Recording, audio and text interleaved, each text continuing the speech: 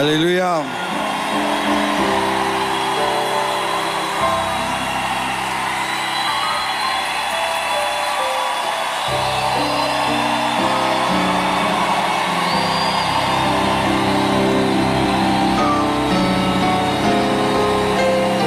Merci. Prenez place, s'il vous plaît.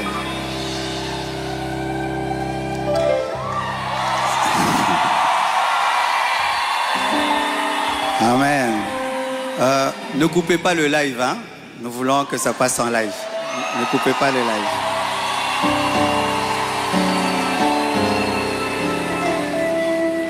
Tout d'abord, j'aimerais recevoir le pasteur Di Bobo qui nous a honoré de sa présence. Il va se tenir debout. Merci beaucoup. Un homme de Dieu formidable. Quand on a reçu les appels, tout le monde voulait rester à Kinshasa. Il est allé à Lodja, c'est ça? Il est allé à Bangui. Et là-bas, il a fait un grand travail. Ça fait des années, mais je suis très heureux de le revoir aujourd'hui. Et c'est pour moi un signe prophétique d'un recommencement, de te voir. Merci beaucoup. Je bénis aussi la présence de mon fils Peter qui est là. Et bientôt, nous irons à Pointe-Noire pour un grand travail. Merci beaucoup. Alors, j'aimerais vous dire qu'après le séminaire, après 25 matins, nous aurons équilibre. Après équilibre, nous aurons un séminaire qu'on appelle Profondeur avec le pasteur Sanogo. Donc, on a 3 grandes actions. Alléluia. Aussi, mon 8e livre est disponible pendant ces 25 matins. 30 clés pour transformer la souffrance en force. 30 clés pour transformer la souffrance en force. Comment tu peux transformer la mer rouge en tapis rouge. Vous savez ce qui m'est arrivé, le départ de Maman Blanche. Et Dieu m'a enseigné des choses pour sortir de cette grande douleur. Et j'ai écrit cela dans ce livre. Tu as perdu un proche, tu as perdu un ami, tu as perdu quelqu'un. Lis ce livre, tu pourras sortir du deuil parce qu'il y a des gens qui ne veulent pas sortir du deuil. Dieu veut que tu sortes du deuil parce qu'il y a un projet d'avenir pour toi. Amen. Alors, vous remarquez la présence de quelqu'un à côté de moi.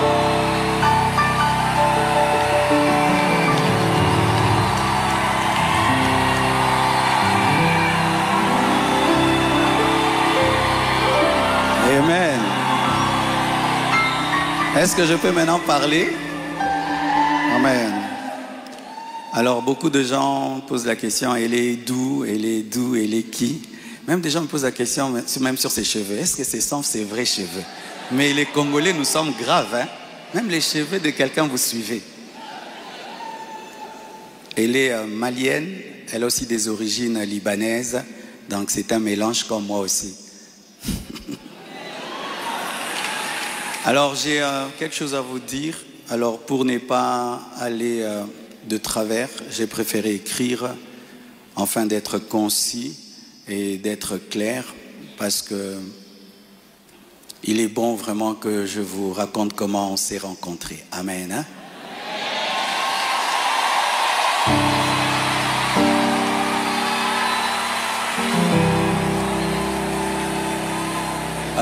Est-ce qu'il y a quelqu'un qui parle en lingala? J'aimerais aussi que ceux qui parlent le lingala entendent.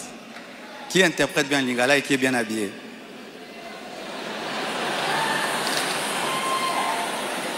Ok, on va traduire pour ceux qui parlent en lingala un jour. Chers frères et sœurs, après le décès brusque de Maman Blanche, j'ai traversé l'une des saisons les plus sombres de ma vie.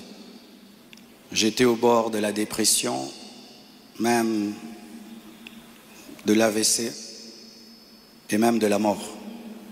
Mais beaucoup ne s'en sont pas rendus compte, car je faisais l'effort de rester fort pour vous encourager et pour que l'Église ne devienne pas un lieu de deuil permanent. La solitude, les nombreux questionnements, la douleur de mes enfants l'innocence de mon bébé, le poids du ministère, la gestion de mes affaires, de ma maison et même de moi-même, tout cela pesait terriblement sur mes épaules. Il m'arrivait de sécher mes larmes avant de prêcher et de pleurer dans mon bureau après avoir prêché. Dans cette épreuve, le pasteur Ézéchiel Moulumba, un ami d'enfance et fils du même père spirituel, me parla un jour de sa fille Esther. Mais je lui répondis que je n'avais ni la force ni la tête à cela. J'avais même demandé à Dieu le don du célibat dans l'espoir de ne plus jamais ressentir le besoin de me marier. Mais Dieu ne répondit pas à cette prière. À plusieurs reprises, par l'intermédiaire des prophètes, des songes et des convictions personnelles, le Seigneur me fit comprendre qu'il voulait que je continue ma route et que je refasse ma vie avec quelqu'un d'autre et qu'il était dangereux pour moi de rester longtemps dans le veuvage car un plan maléfique se tramait contre ma vie, mon ministère, ma famille et l'Église. Je me souviens d'une vision particulièrement marquante. J'étais dans une chambre encerclée de très longs serpents aux couleurs magnifiques. Ils faisaient semblant de dormir, attendant que je marche sur l'un d'eux pour m'attaquer. Leur venin était aussi mortel que la beauté de leur couleur. Un seul carré d'1 mètre sur 1 mètre me servait de refuge.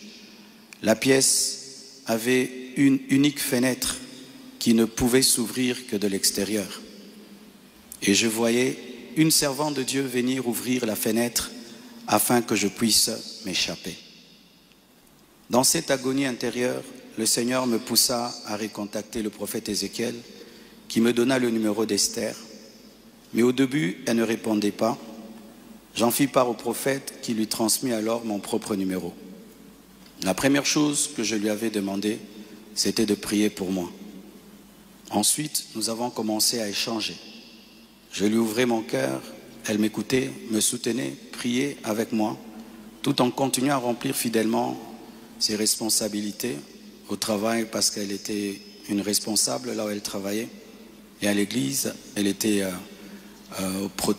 plutôt photographe, caméraman, modératrice, prédicatrice. Elle était diaconesse et elle était consacrée pasteur. Et elle continue à remplir fidèlement ses responsabilités au travail à l'église, même très tard la nuit, quand j'avais des insomnies et malgré le décalage horaire de 5 et 6 heures. Au fil du temps, une relation sincère est née. Une flamme s'est allumée et dans mon cœur, j'ai eu l'assurance que c'était elle. J'en ai parlé à son pasteur, à mes parents, à mes pères spirituels et à mes amis, afin de ne rien faire sans rédévabilité, conseil et prière des autres. Même mes enfants ont été associés. Ils ont souhaité la rencontrer, ce qui s'est fait selon le timing de Dieu à Bruxelles. Le Seigneur m'avait parlé d'une période d'1 an. Il ne l'a pas dit qu'à moi, mais à d'autres, y compris certains d'entre vous. Plusieurs ont même reçu des détails précis la concernant, ce qui confirmait ma direction. C'est pourquoi le mariage a été célébré le mercredi 23 juillet en Belgique. J'aurais aimé qu'il ait lieu à Kinshasa, mais cela aurait été trop coûteux et compliqué à organiser. Je comprends que certains aient été surpris ou même blessés par cette démarche qu'ils trouvent très rapide, mais sachez que pour vous, c'est une année. Mais moi, j'ai senti que j'ai fait 3 ans, tellement que c'était terrible, mais je ne pouvais pas, sur cette chair, vous relater ma vie. Si cela vous a offensé, je vous présente mes excuses les plus sincères, mais sachez ceci, le Seigneur s'est servi d'Esther pour que mes enfants, après avoir perdu leur mère, ne perdent pas leur père, pour que la compassion ait toujours un pasteur debout. Je l'aime profondément.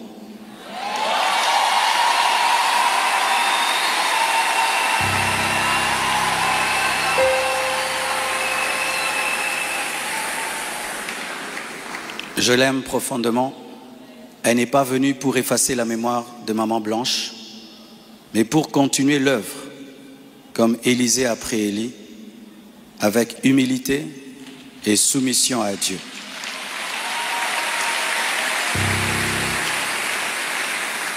Priez pour elle, elle est étrangère, c'est sa première fois d'être au Congo. Elle a eu le baptême de 4 heures du temps d'embouteillage. Et aujourd'hui, Dieu a fait grâce, il fait froid. Je lui ai dit, tu sens le froid quand même? Elle a dit, mais c'est climatisé. Je dis, non, c'est le vent. Priez pour elle, portez-la dans vos cœurs, comme vous m'avez toujours porté dans les vôtres. Demeurez en paix et continuez à prier pour nous, pour toutes ces certaines choses que vous entendez. Je vais clarifier ça progressivement, avec le temps de Dieu, dans l'amour, dans le pardon et dans la sagesse, sans rancune. Et merci de tout cœur et que Dieu vous bénisse abondamment.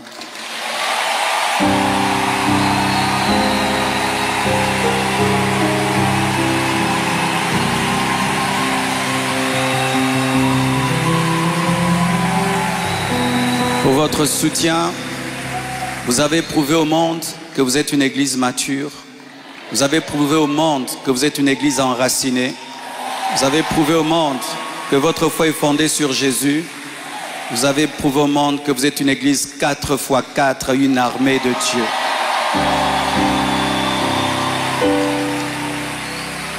Des fois, j'ai dit à Dieu, tu as beaucoup de serviteurs, pourquoi tout ça c'est moi?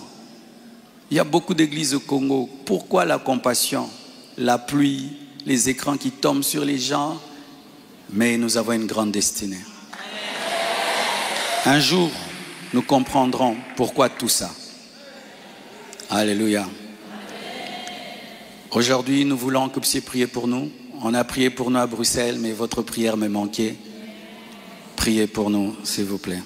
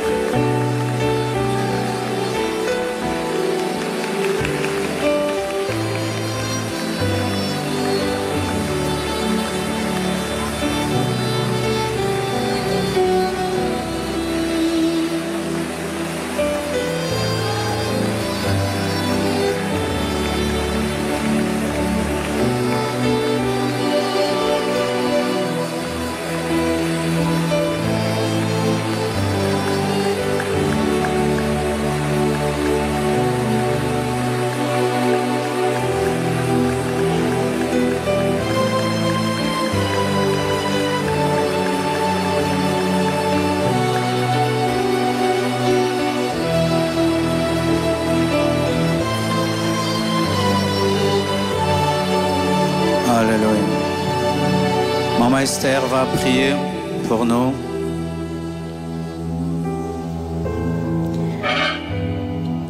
Seigneur, nous voulons te rendre grâce ce matin pour cette première journée, ce premier matin des 25 matins.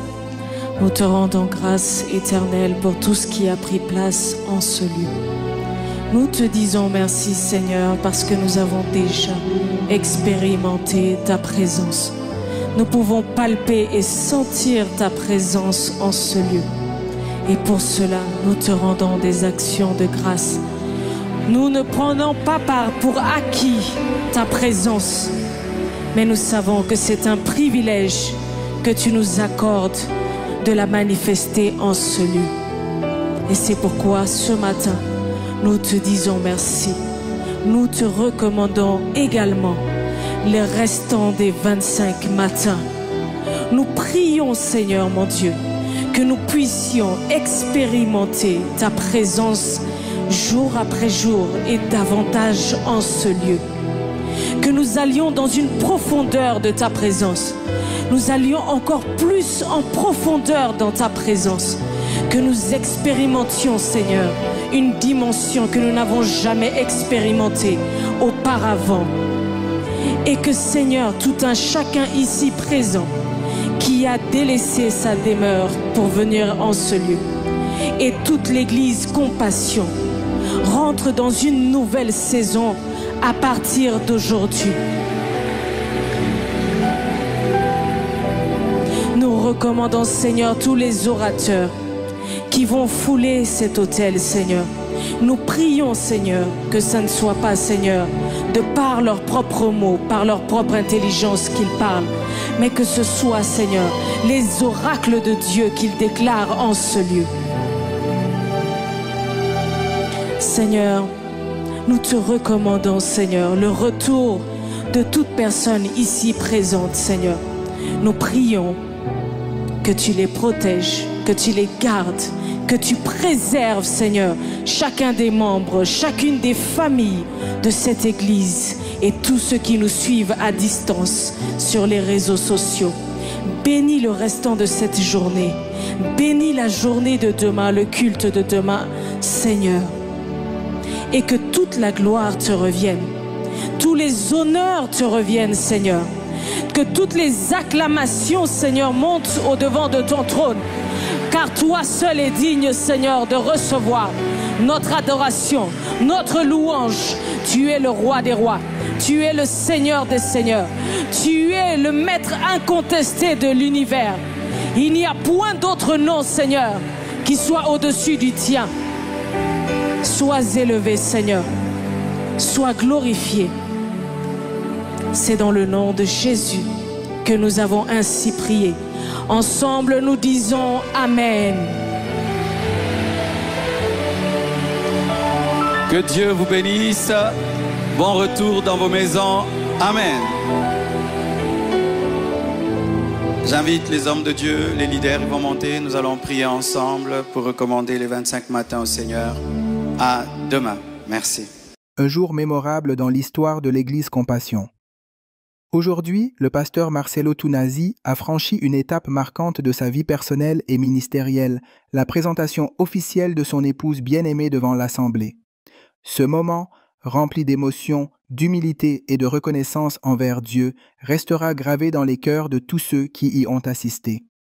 Avec des paroles empreintes de foi et de sagesse, le pasteur a partagé l'histoire de cette union bénie, son cheminement et le rôle précieux de sa femme dans l'appel divin qu'il poursuit. Cette présentation n'est pas seulement symbolique, elle témoigne de l'importance de l'honneur, de la transparence et de l'unité dans le couple chrétien.